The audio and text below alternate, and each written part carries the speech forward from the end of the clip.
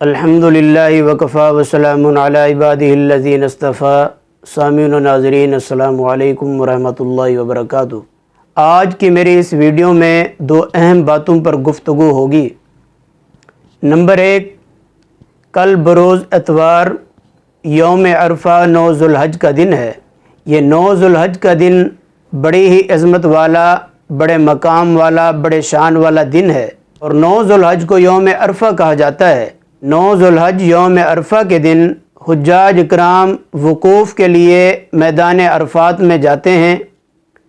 حجاج اکرام کو میدان عرفات میں روزہ رکھنا ممنوع ہے، البتہ غیر حاجیوں کو اس دن روزہ رکھنا بڑی ہی فضیلت کا حامل ہے۔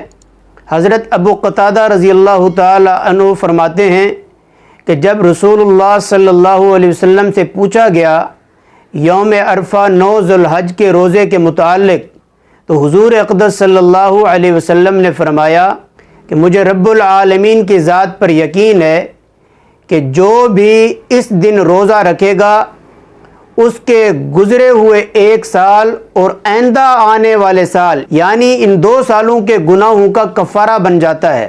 حضرت اماں عائشہ صدیقہ رضی اللہ تعالی عنہ فرماتی ہیں کہ رسول اللہ صلی اللہ علیہ وسلم نے فرمایا یوم عرفہ 9 ذوالحج کے علاوہ کوئی اور دن ایسا نہیں ہے کہ اس دن سے زیادہ اللہ تعالیٰ جہنمی آدمیوں کو جہنم سے نکال کر فخر فرماتے ہیں، اور اللہ تبارک و تعالیٰ فرشتوں سے کہتے ہیں کہ ان سے پوچھئے کہ آپ کو میری رحمت اور مغفرت کے علاوہ کوئی اور چیز چاہیے۔ اسی طرح حضور اقدس صلی اللہ علیہ وسلم نے فرمایا کہ میں نے اور مجھ سے پہلے نبیوں نے یوم عرفہ 9 ذوالحج والے دن اس دعا سے بہتر کوئی اور دعا نہیں پڑھی۔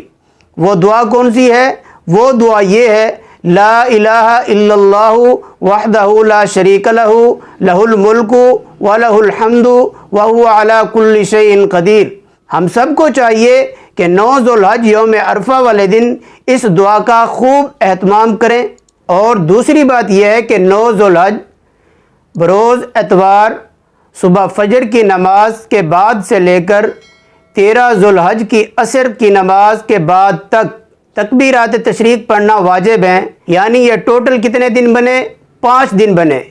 اتوار، سوموار، منگل، بدھ، جمعرات، ان 5 دنوں میں ہر فرض نماز کے سلام پھیرنے کے متصل بعد اور کن کن پر پڑھنا واجب ہے؟